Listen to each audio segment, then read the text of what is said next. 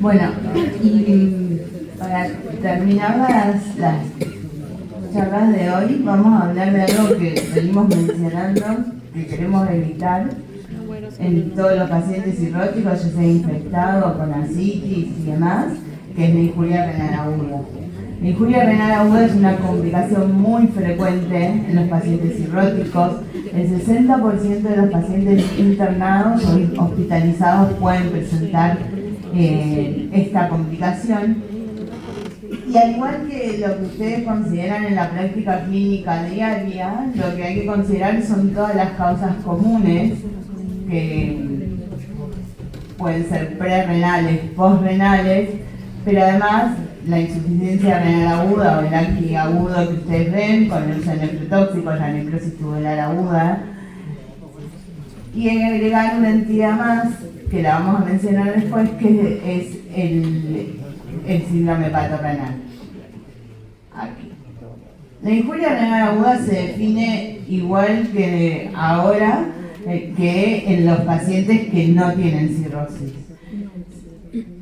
Y está dada por el aumento de la creatinina en 48 horas mayor o igual a 0.3 miligramos por decilitro, o un aumento con respecto a la creatinina basal del paciente, que lo ideal es que tengamos una creatinina dentro de los 7 días mayor al 50%, y ahí cabe un paréntesis, una recomendación, es que si a veces nosotros no tenemos creatinina dentro de los 7 días como para utilizar de basal, podemos considerar la de los últimos 3 meses, está la mejor creatinina que haya tenido el paciente dentro de los últimos 3 meses, y llegado el caso que no tengamos una creatinina dentro de los últimos 3 meses, podemos usar una dentro del último año. No sería lo ideal, ¿no? Pero la mejor creatinina de nuestro paciente dentro de los 7 días o 3 meses es la que utilizamos de basal para decir que tiene un aumento de creatinina mayor al 50% y definir la injuria renal aguda. Y antes no se consideraba que el volumen urinario era para jerarquizar en los pacientes cirróticos, porque los pacientes cirróticos a veces no orinan mucho, pero actualmente en la definición de aquí se incluyó también que tengan una disminución del volumen urinario a menos de 0.5 mililitros por kilo por hora en las últimas 6 horas. Esto es un cambio que se hizo el año pasado. O sea, cualquiera de estos criterios definen una injuria renal aguda en un paciente cirrótico. Y es importante tener la creatinina previa para saber que la creatinina previa no estaba alterada, ¿no? Que el paciente tenía un clínico mayor al 63 mililitros hora.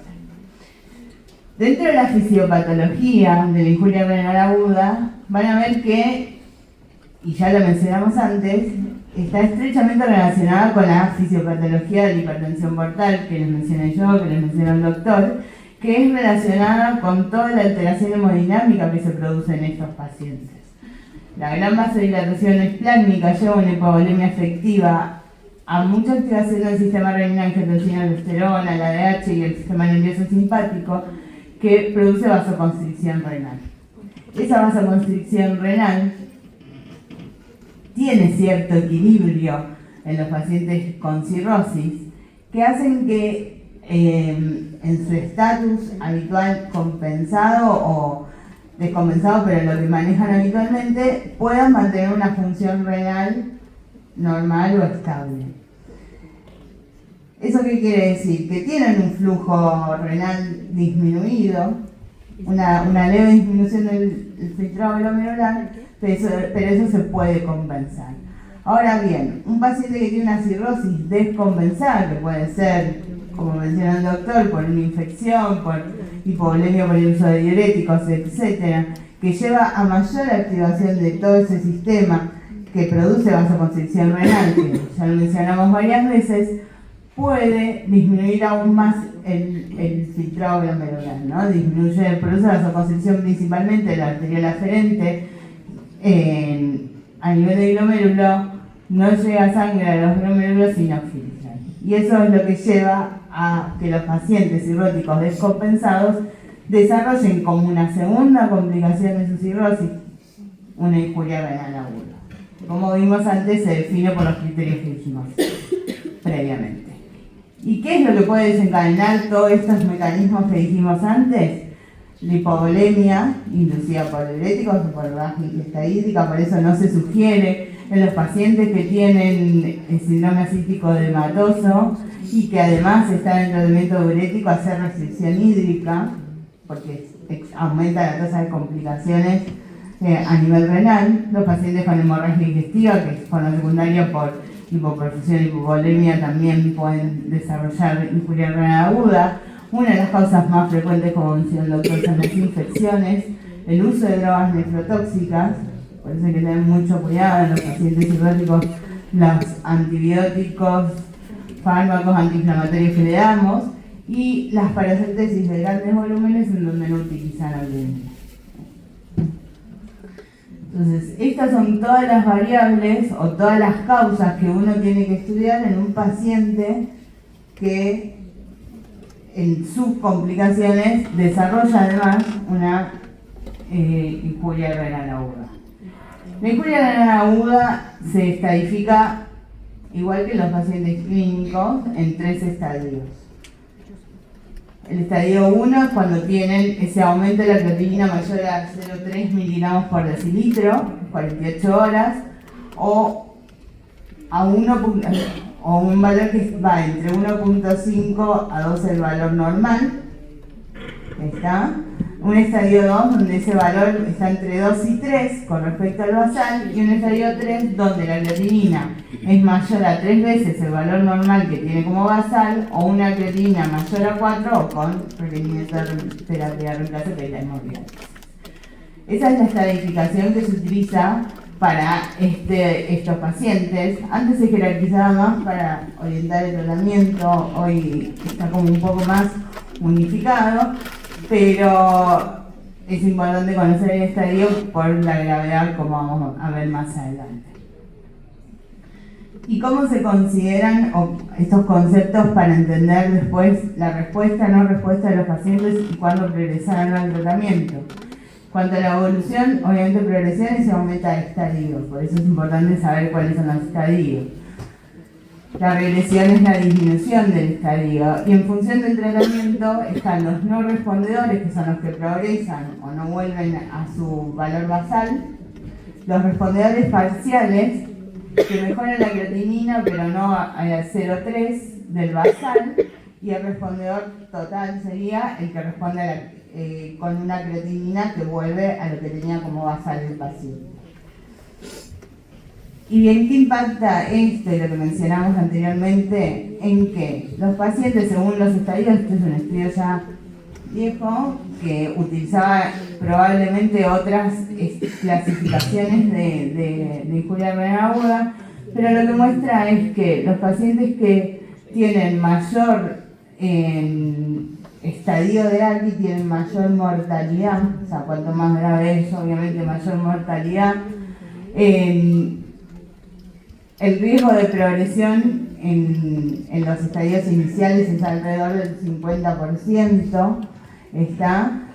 Y el riesgo de resolución, o la probabilidad de resolución, es mayor en los estadios iniciales.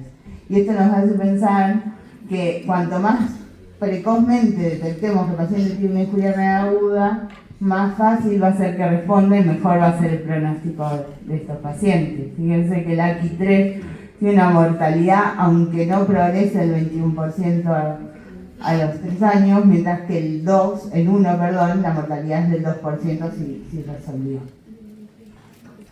Y esto es un estudio muy reciente, de este año, es un estudio multicéntrico, hecho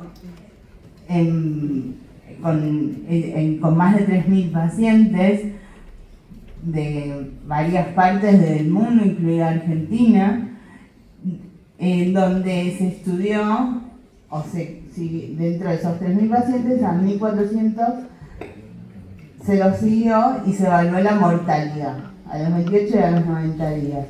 Fíjense que los países de medianos a bajos ingresos, digamos nosotros, A los 28 días la incidencia acumulada es de alrededor del 33%, o sea, es muy alta en los pacientes que desarrollan injuria renal aguda en muy poco tiempo. Por eso es importante detectarla precozmente, tratar la causa para disminuir la mortalidad de estos pacientes. Entonces, ¿cómo evaluamos la injuria renal aguda? El 68% y esto lo mostró el estudio que les dije anteriormente, la mayoría de las la causa de injuria renal aguda es prerrenal. ¿Está bien? Seguidas por las injurias renales agudas no hepatorrenal, menos frecuente el hepatorrenal, y seguidas por las posrenales. Entonces, cuando nosotros evaluamos a los pacientes, tenemos que pensar en todo eso de manera conjunta. Como la primera causa es la deshidratación, investigar el tema del uso de diuréticos, la hipovolemia, algunos le hacen ecografía para ver cómo tienen la vena cava, si colapsa o no colapsa, el uso de fármacos nefrotóxicos, si el paciente está chocado, pero chocado por un shock séptico, por shock hipovolémico, siempre buscarle la infección, ¿tá? Como dijo el doctor, cualquier paciente cirrótico descompensado, lo primero que hay que pensar es que está infectado. Después seguimos buscando las otras cosas o en forma conjunta, pero ante todo esos pacientes tienen altos riesgos de infecciones. Y después estudiar nefropatías orgánicas, o sea, problemas propios del riñón que no necesariamente son secundarios a su enfermedad hepática, pero que pueden estar asociados. Para eso necesitamos evaluar la ecografía renal, sedimento urinario, ver si tiene proteinuria, cuadros obstructivos a nivel renal, ¿no? En la próstata, en los varones, la vejiga, la litiasis renal, que son las menos frecuentes, y todas las anteriores que mencionamos. Siempre evaluar el foco infeccioso. Y ahí están los cambios que se sugieren actualmente. Cada vez se van acortando más los tiempos, o sea, el tiempo en el cual nosotros tenemos que actuar para tratar de mejorar el pronóstico de estos pacientes. Como les dije antes, tiene altísima mortalidad, o sea, le aumenta la mortalidad significativamente a los pacientes cirróticos que ya venían descompensados, que ya tenían aumentada la mortalidad por otra causa. Entonces, cuanto más rápido actuemos, mejor. Hasta hace un tiempo se consideraba que podíamos esperar 48 horas, hoy son 24. En las primeras 24 horas hay que determinar qué es lo que vamos a hacer. Como primera instancia siempre suspender las drogas nefrotóxicas, que es lo que hacemos todos como clínicos en los pacientes que tienen alteración de la función renal, suspender los diuréticos. Y acá un paréntesis, las recomendaciones actuales dicen que solo en algunos casos, pero que son de sobrecarga, insuficiencia cardíaca, que podrían necesitarlo, se pueden dejar los diuréticos, tratar la infección, ya sea porque se detectó o en forma empírica, y expansión con volumen. Que eso no tiene que ser, o sea, reponer si el paciente tiene sospecha de hipovolemia en forma adecuada, no tiene que ser necesariamente con albúmina, puede ser con cristaloides o Ringel, dentro de las primeras 24 horas. Hay que tratar de que el paciente pase a estar normovolémico en las primeras 24 horas. Y ahí evaluar si el paciente es respondedor o respondedor parcial, es decir, que mejoró totalmente la creatinina y la llevó a su basal, o mejoró la creatinina aunque no haya llevado al basal, podemos seguir ese tratamiento hasta llevar a la creatinina a lo normal. Si después de 24 horas de tomar estas medidas iniciales hay progresión o no respondió, ya tenemos que pensar, y a diferencia de lo que pasaba antes, que había que descartar la infección, tratar la infección, reponer con albúmina y demás, en que el paciente puede tener un hepato renal aquí. ¿Está? ¿Y qué es el hepato renal aquí? El hepato renal aquí es una complicación muy frecuente en los pacientes que tienen cirrosis y así, no muy frecuente, pero grave, en los pacientes que tienen cirrosis y ascitis. Actualmente se clasifica en 3 tipos. Antes se clasificaban 1 y 2, si era aguda o crónica, y nada más. Hoy se clasifica que el paciente puede tener un hepato renal aquí si la evolución es menor a 7 días. un hepato renal AKD, que es como enfermedad renal aguda, que es menor o igual a 90 días, y si dura más de 90 días es lo que por ahí se llama el hepato renal tipo 2, que era el más crónico. El más grave es el primero, entonces por eso es la importancia de tratarlo precozmente, identificarlo precozmente. Todos tienen indicación de trasplante, lo que pasa es que el crónico hay que evaluar si el paciente además no tiene otras enfermedades asociadas, si necesita un doble trasplante y demás, pero el más grave es el primero y es el que tenemos que tratar de evitar. Y es el que puede progresar la injuria renal aguda. Esto ya se los mostré, pero lo que pasa en los pacientes con injuria renal aguda que progresan es que esa vasoconstricción, entre otras cosas, es tal que la perfusión renal no llega a compensarse una vez de haber tomado las medidas iniciales y el paciente evoluciona con mayor deterioro de función renal a lo largo del tiempo. ¿Cuáles son los criterios del hepato renal aquí? Primero, que cumpla con criterios de injuria renal aguda, ¿no? Que no tengan respuesta a expansión con volumen si es necesario dentro de las primeras 24 horas. Ya no son 48 y no se espera reponer con albúmina. Son expansión con volumen a las primeras 24 horas, obviamente que tenga cirrosis y ascitis, y que no tenga otra causa evidente de injuria renal aguda, necrosis tubular aguda, etcétera, o que no tengan hematuria, o cosas que hagan pensar, por ejemplo, en una glomerulonefritis. Entonces, en estos pacientes, en estos grupos de pacientes, a las 24 horas ya tenemos que sospechar, aunque por ahí no tengamos el diagnóstico definitivo, que puede tener esto. Y lo tenemos que tratar como tal. Acá les puse de la ausencia de otra causa más evidente de aquí, todas las cosas que son más como clínicos que debemos considerar: que no tenga daño estructural, que no use drogas neurotóxicas, que no esté chocado por cualquiera sean las causas, ¿no? Shock séptico, shock hipovolémico. ¿Cuál es el tratamiento? Y el hepato renal sigue, una vez que nosotros en las 24 horas lo sospechamos, tiene un tratamiento específico, por eso es la importancia de sospecharlo e instaurarlo rápidamente, que es la administración de la terlipresina. La terlipresina es una droga que produce vasoconstricción esplácnica, aumenta pero más vasodilatación a nivel renal, que como vimos estaba vasocontraída y producía disminución del flujo plasmático renal efectiva, aumentando el filtrado glomerular. La dosis se las dejo ahí, pero es 1 a 2 miligramos cada 6 horas, o se puede dar en infusión continua de 2 a 12 miligramos por día. Y se va aumentando, antes se esperaba más, pero ahora se aumenta cada 24 horas.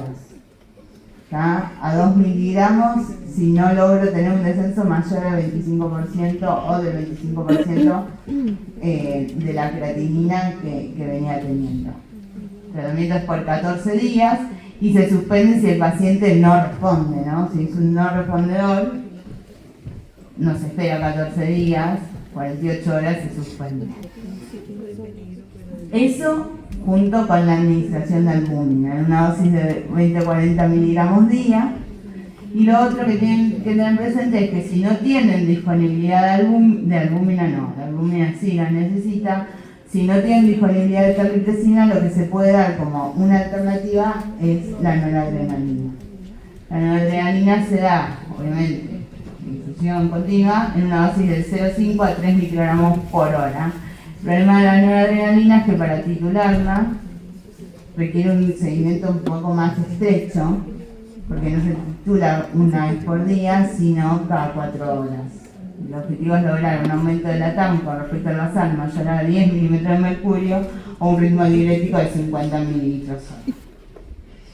Como segunda o como un tratamiento más avanzado, obviamente está la hemodiálisis, que en caso de que un paciente entre en diálisis no necesita terlipresina, y el trasplante. ¿no? Todo paciente que desarrolla síndrome patorrenal, en realidad es todo paciente que cirrótico que se descompensa tiene que ser evaluado por un centro de trasplante. Probablemente los que tengan MEL más bajo no se trasplanten, pero tienen que estar en lista. ¿Está? Así que, como conclusión de esta parte de disjuria renal aguda, es una complicación, la disjuria renal aguda, no el hepatorenal, es una complicación frecuente en el paciente cirrótico. Siempre tenemos que estudiar todas las causas y tratar de identificar cuál es el desencadenante. ¿Está? El diagnóstico precoz y el tratamiento precoz aumenta la sobrevida de estos pacientes significativamente y la probabilidad de que eso regrese, que vuelvan a normalizar. Por eso es que tenemos que estar atentos a mínimas variaciones de los valores de creatinina. Muchas gracias. No sé si tienen alguna pregunta.